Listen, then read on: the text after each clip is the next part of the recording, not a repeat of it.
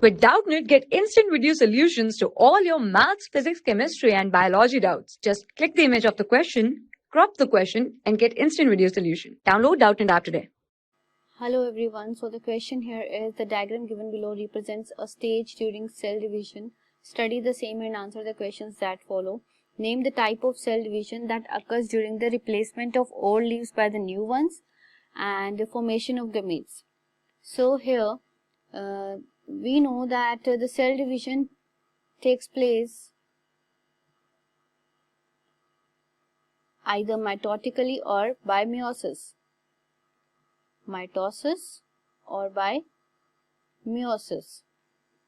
Now this meiosis is an equational division and is result in the formation of two daughter cells that will have same the number of chromosomes as that of the parent cells.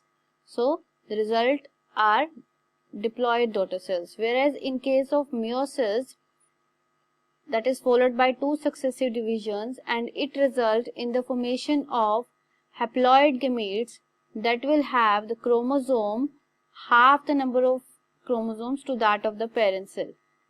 So this is the reductional division and the result is haploid gametes.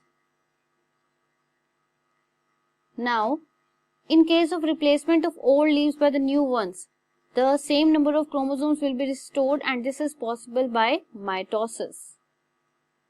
Whereas when we talk about fusion of formation of gametes, the gametes formed are haploid and this can be only possible through the meiotic division. So formation of gametes takes place by the meiosis, whereas that of the replacement of old leaves is by the mitosis. Thank you.